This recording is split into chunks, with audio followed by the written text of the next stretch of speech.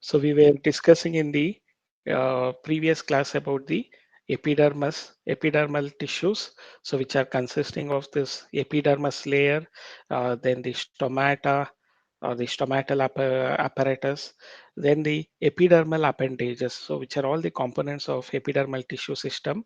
So the epidermal appendages, they are made up of root hairs or trichomes. Root hairs are found in the epidermis, root epidermis, and trichomes are found on the stem epidermis.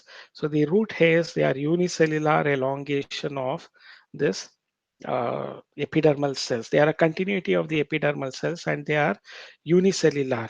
So this is how you can notice in the slide what I am exhibiting. You can notice the root hairs, and this root hairs are present in the region of maturation. On the roots, the root hairs are present in the region of maturation.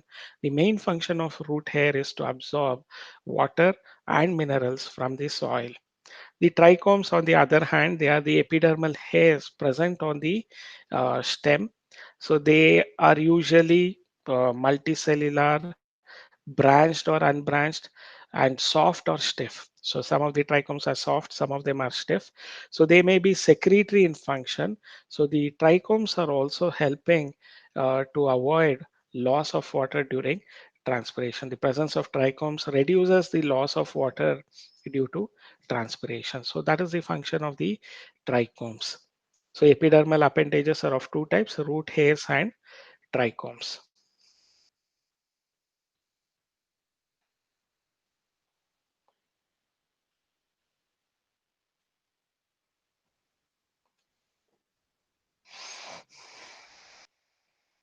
The next tissue system that we'll go for is the ground tissue system.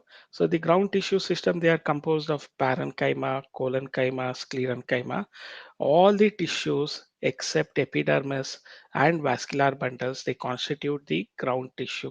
So all the tissues except the epidermis and the vascular bundles, they constitute the ground tissue, they say it as. So if you look into the section of this root, dicot root, so they have the epidermal tissue and this vascular bundle, xylem and phloem. Apart from all that else, they are called as ground tissue. So ground tissue, they are composed of either parenchyma, collenchyma, and sclerenchyma. So they consist of simple permanent tissue, which can be either parenchyma, collenchyma, or sclerenchyma.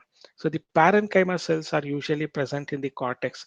See the region between the epidermis and the endodermis. So they are the cortical regions. So they are called as cortex.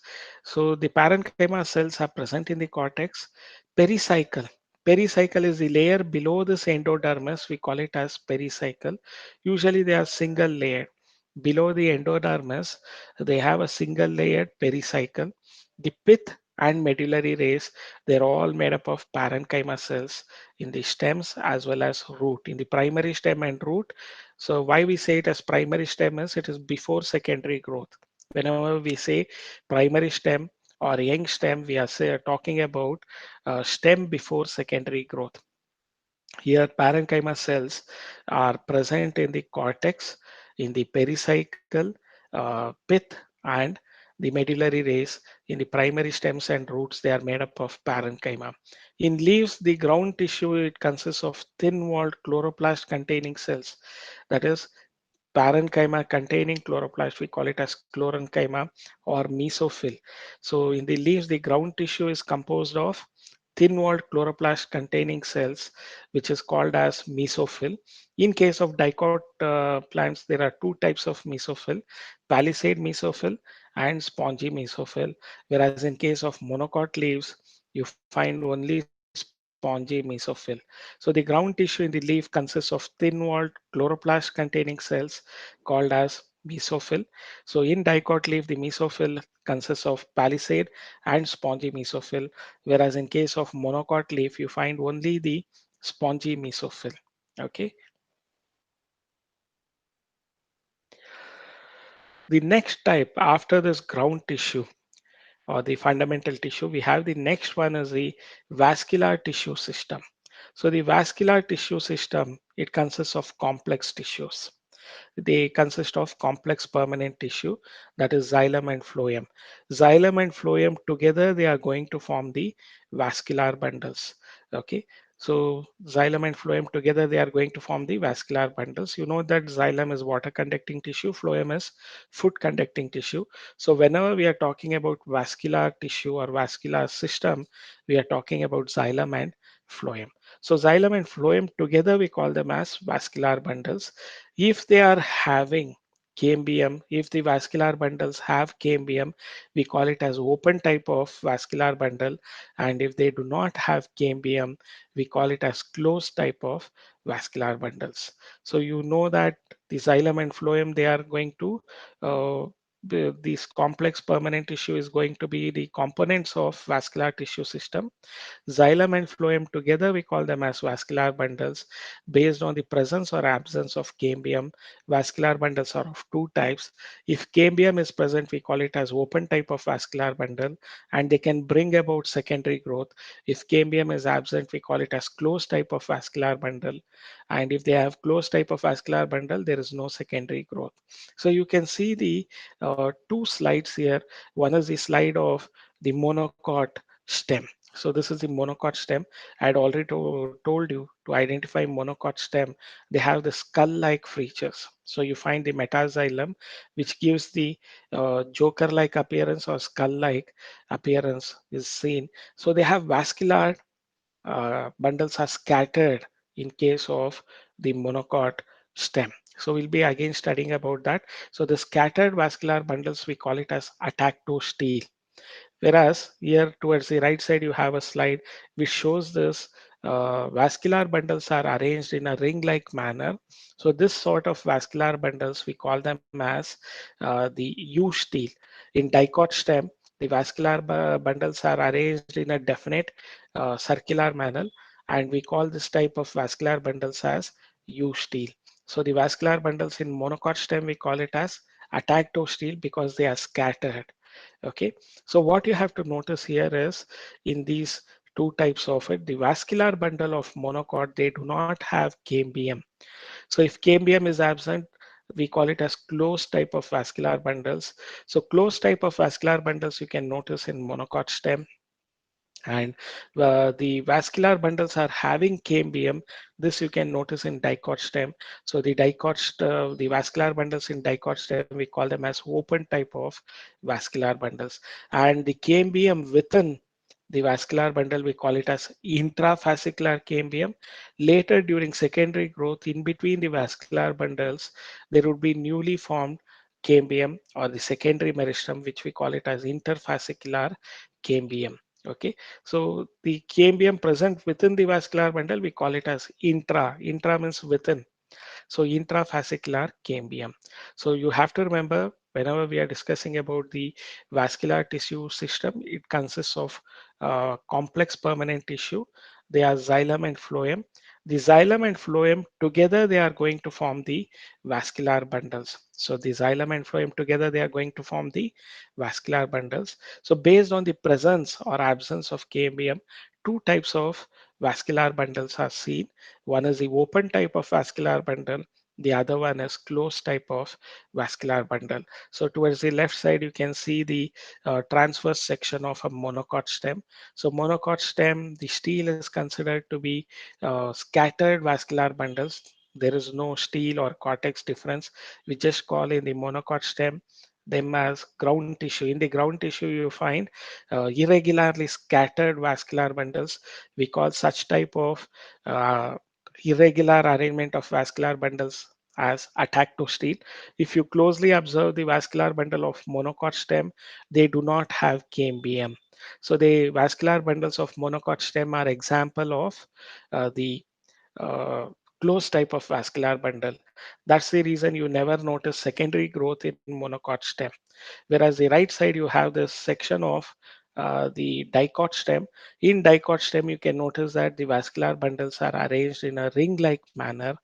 And this type of arrangement, we call it as U-stele. In all the vascular bundles, what you can notice is cambium is present, which indicates they are open type of vascular bundles. So remember about it. So in the open type of vascular bundle, cambium is present between phloem and xylem.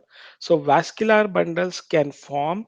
So because they have cambium, they can form towards the outside secondary zoem, towards the inside secondary xylem, and towards the outside they form the secondary phloem tissues during secondary growth. So cambium is present in case of open type of vascular bundle. Cambium is present between the phloem and the xylem. So the vascular bundles can form secondary xylem towards the inside and secondary phloem towards the outside during secondary growth. So example for open type of vascular bundle is dicotyledonous stem. Closed type of vascular bundle, cambium is absent. They do not form secondary tissues and hence they don't have secondary growth also. So the monocotyledonous stem is an example for closed type of vascular bundle.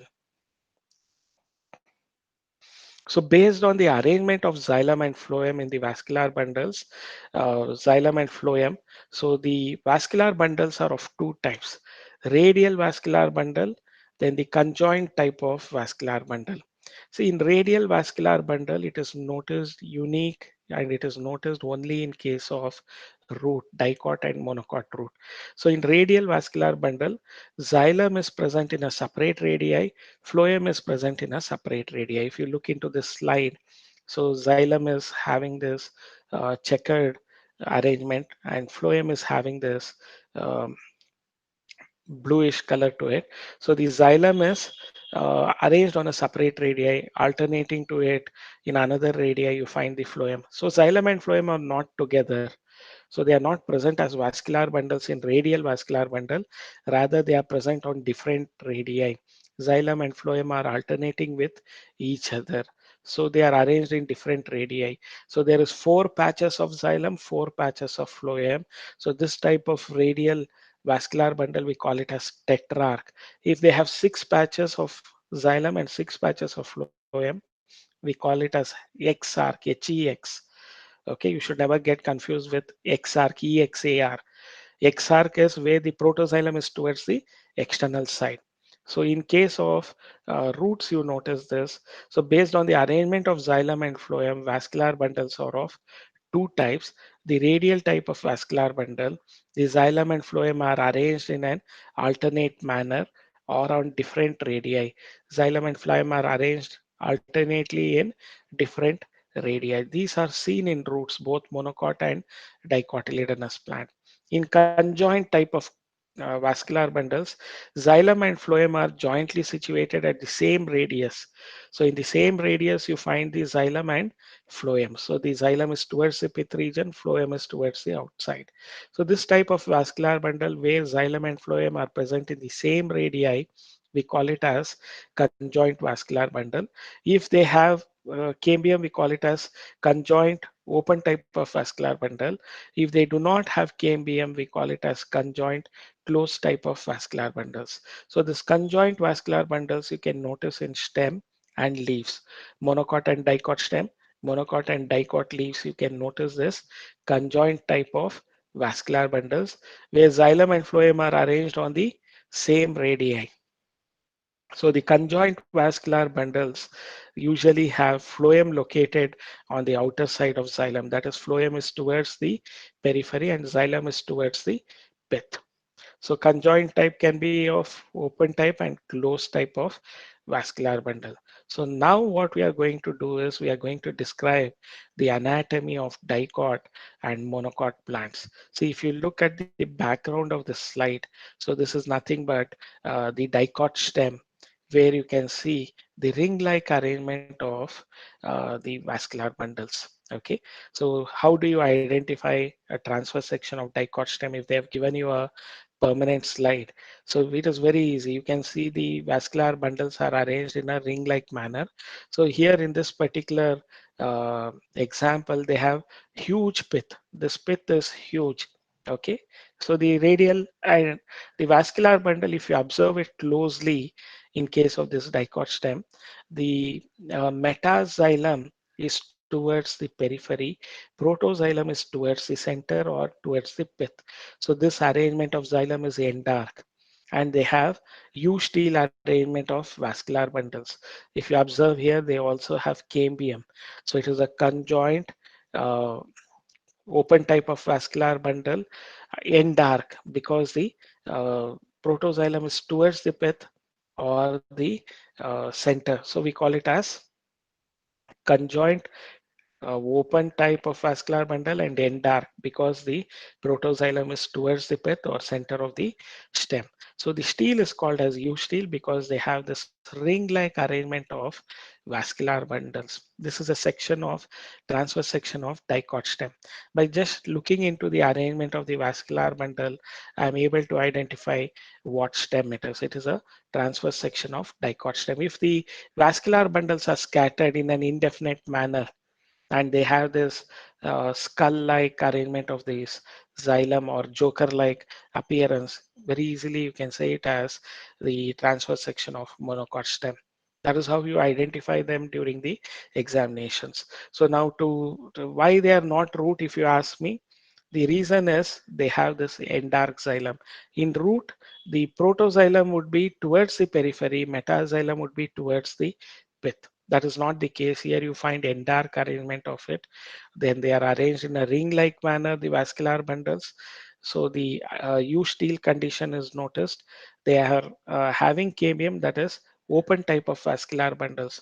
So these reasons makes us to analyze this particular section to be a dicot stem. So this is how you would be looking into the permanent slide in your uh, practical classes. Okay, so the anatomy of dicot and monocot plants. We are going to study the anatomy of dicot and monocot root, dicot and monocot stem, and dicot and monocot leaf. See, dicot leaf is also called as dorsiventral leaf. Monocot leaf is also called as isobilateral leaf. That we will be discussing in the anatomy classes that we have now. So the first thing that we will be discussing is anatomy of root. So we'll begin with the dicotyledonous root. See, they'll be having a circular section. What we have done is enlarged a portion of it. Okay, the other tissues are all repetitive. We have enlarged the portion of it in such a way the steel is included, cortex is included, and epidermis or epiblema is included. So this is what is a dicotyledonous root. So dicotyledonous root, if you look into the external morphology of it, you know that dicotyledonous root is a taproot system. Monocotyledonous root is a fibrous root system. So the dicotyledonous root, this is how you can see the different layering of it. So the transverse section, so the example that we usually take for the dicotyledonous root is sunflower. It is scientific name is Elianthus annuus. So for most of the study, even your charts that you have in your lab, the diagrams are all from Elianthus annuus. Elianthus annuus is sunflower. If you take a section of sunflower stem, sunflower root, this is how it looks. Okay, then for monocots, we take the example of Zea mays. Zea mays is the scientific name of maize. Okay, here the for the dicot root studying, we have taken the transverse section of the sunflower root, which shows the following tissue organization. They have this outermost layer, we call it as epidermis. They do not have cuticle. You should remember that. See, earlier we used to never call this as epidermis. We used to call it as epiblema because they did not have cuticle. So here they have given it as other name. So the epidermis or epiblema, you can remember it as. Only in case of root, we call the epidermis as epiblema, not in stem. Neither in leaf, we do not call them as epiblema. Only in roots, whether it is monocot or dicot root, we call it as epiblema. So the epidermis or epiblema with the root hairs, they are having it. So that is the first tissue organization. Cortex is there. The innermost layer of the cortex is the endodermis. So single layered endodermis is there, which are barrel shaped cells, and they are having suberin deposition, which forms Casparian thickenings. So only at the region above this xylem, the endodermis does not have this Casparian thickenings or suberin deposition. We call that as passage cells. Okay, so then the steel region consists of the pericycle, the pith, vascular bundles, that is xylem and phloem. So here, in case of root, they are having a radial vascular bundle because xylem in a separate radii, phloem is in a separate radii. So whenever we are studying the dicotyledonous root, the tissue system we should be describing is epidermis or epiblema, cortex, then endodermis, and steel. What type of steel they have? See, in the dicotyledonous root or dicot root, example is Elianthus annus. So you notice that epidermis or epiblema is the outermost layer. They are single layered barrel shaped cells. Many epiblema they have, so many epiblema cells protrude out as unicellular root hairs. So many of the cells in the epiblema they protrude out as the unicellular root hairs. You can notice this unicellular root hairs protruding from this epiblema cells. Okay, and root hairs they help in the absorption of water and minerals. You are aware about that. The cortical region. What is the cellular component of cortex? So the cortex is made up of several layers of thin-walled parenchymatous cells with intercellular spaces. So thin-walled parenchymatous cells with intercellular spaces. So the cortex is made up of this thin-walled parenchymatous with intercellular spaces, parenchyma cells with intercellular spaces. That is what is the cortex tissue composition of. The endodermis. So you can see the pinkish layer, the innermost layer of the cortex. It consists of or comprises of a single layer of barrel-shaped cells without intercellular spaces. So endodermis is the innermost layer of the cortex. It comprises of a single layer of barrel-shaped cells without intercellular spaces. The tangential and radial walls of this endodermal cells they have a deposition of suberin. So suberin is a water impermeable. They do not allow water to enter.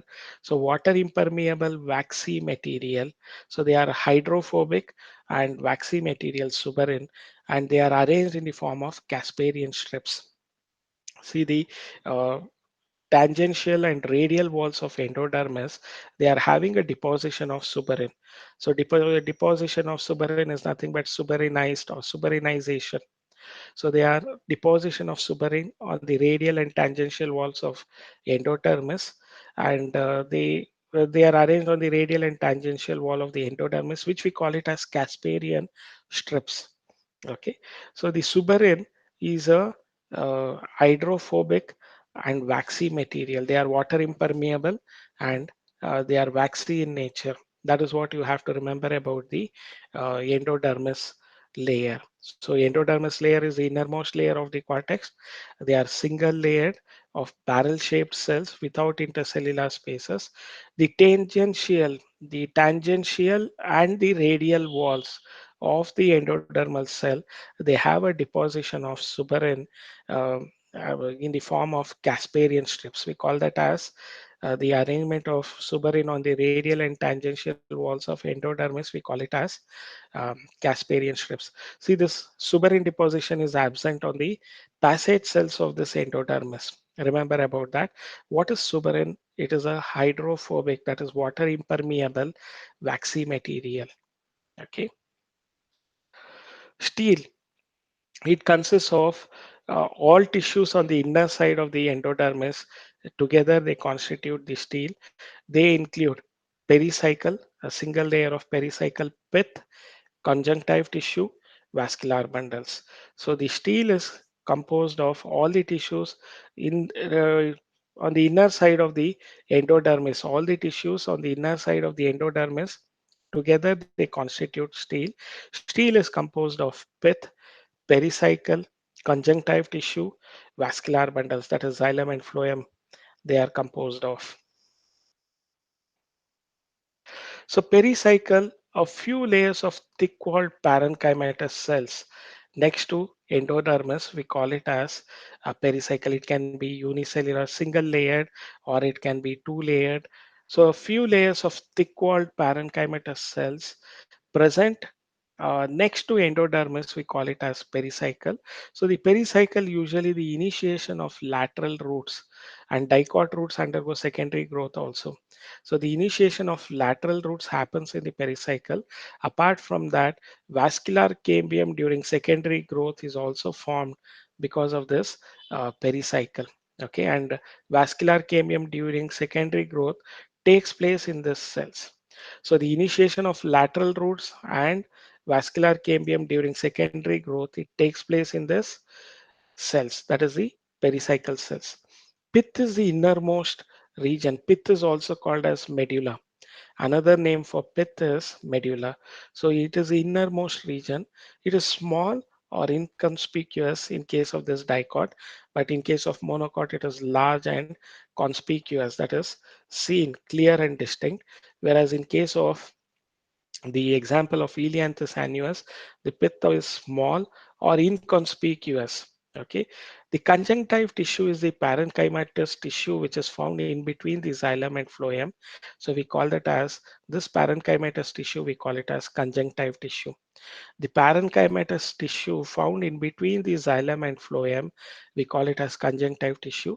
So conjunctive tissue is present only in case of roots. You don't use this conjunctive tissue terms in case of stem or leaf. Only in the roots, the in between the xylem and phloem patch. So the parenchymatous tissue that is present, parenchymatous cells which are present in between the xylem and phloem, they are called as conjunctive tissue. So you might remember conjunctive means conjunctivitis, the viral disease which affects the eye. Earlier we used to call it as Madras eye. Now presently, since they have changed the name, so we call it as Chennai eyes. So that is caused by a virus, conjunctivitis virus. So almost same term is there, but this is conjunctive tissue that is called as conjunctivitis. So remember about this conjunctive uh, tissue. Okay, the parenchymatous cell which is present in between the xylem and phloem, we call it as conjunctive tissue. The vascular bundles, when you are describing the steel, so it is radial steel with tetrarch xylem. So it might be 2 to 4 xylem and phloem patches. Here it is 4 tetrarch, and uh, exarch, EXARCH, that is the protoxylem is towards the external side and the metaxylem is towards the center or pith. So this arrangement where protoxylem is external, we call it as exarch. Okay, so when you're describing the vascular bundles, it is radial vascular bundle, tetrarch, exarch, EXARCH. So later, so you can find 2 to 4 xylem and phloem patches. In some of the examples, even 6 patches are there. So later, a cambium ring develops between xylem and phloem. So when the dicot root is going to undergo secondary growth, which is when you find that there is a cambium ring develops between xylem and phloem.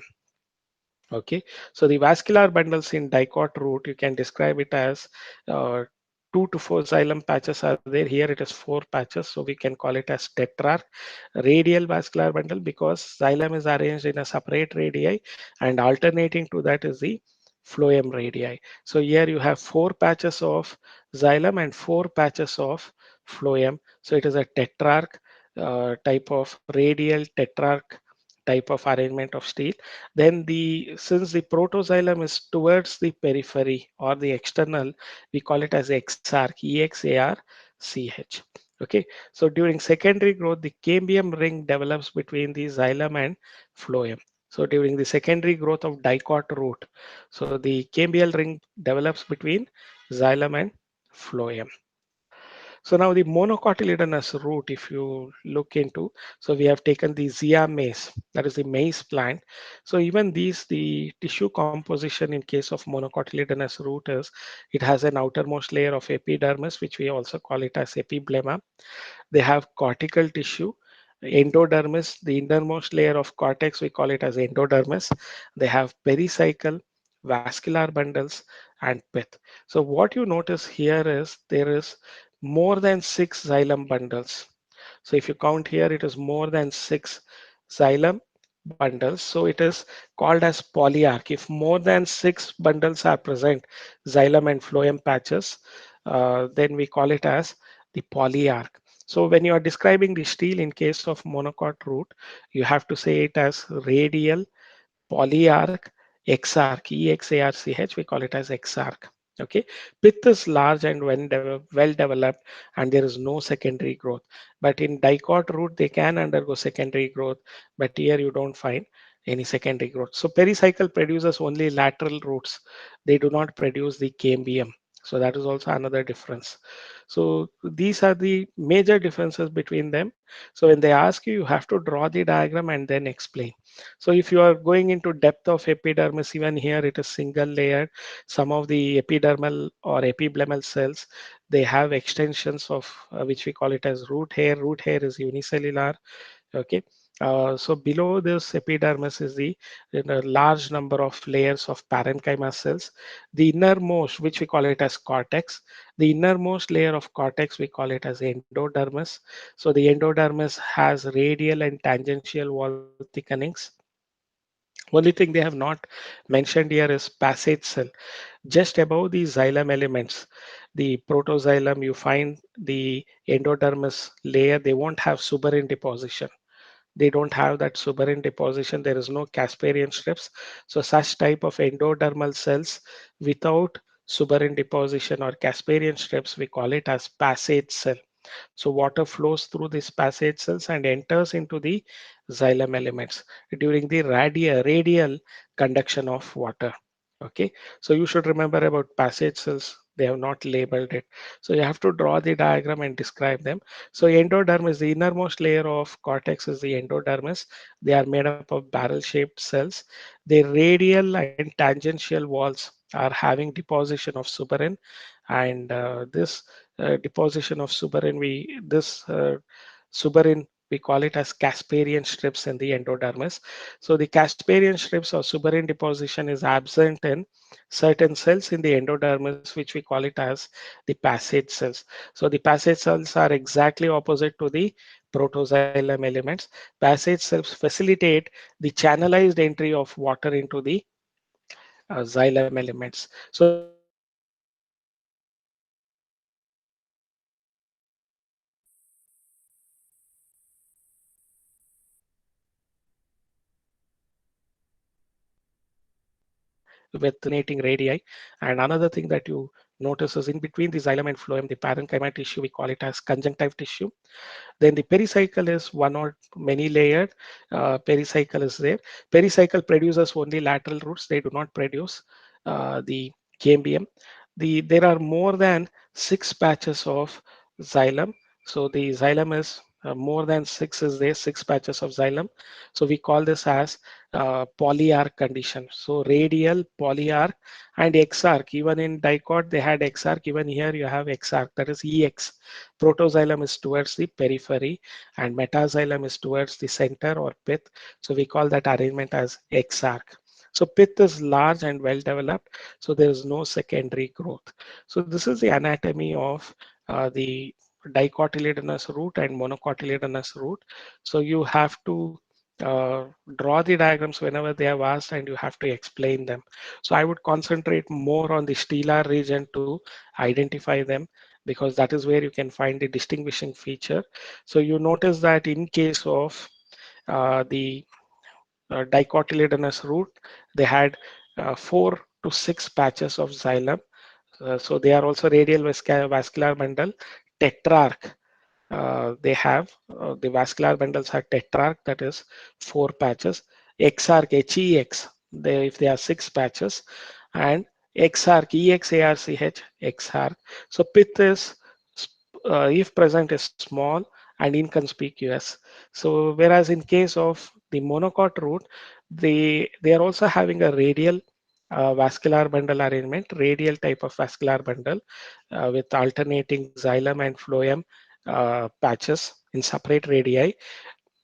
Here they are polyarch. Since they have more than six xylem bundles, they are polyarch. Okay, and Pith is large and well developed. So these characters I would be giving a priority to when differentiating between dicot and monocot root. Also, you have to remember no secondary growth in case of monocot root. Dicot root exhibits secondary growth. So the pericycle in case of the dicot root, they not only produce lateral roots, but they also produce cambium. Whereas in case of monocot root, the pericycle produces only the lateral roots. They don't produce the cambium. So these differences you can write for dicot and monocotyledonous root. So I want you to write the differences between dicot and monocot root as an assignment. So write at least 5 to 6 points to differentiate between monocot and dicot root. So that would be your assignment. So you make a, tabular columns, and one is the dicot root, another is the monocot root. So write the differences between them. Okay, so that would be your assignment. So if you have any doubts or clarification, you can get it clarified. So that would be sufficient for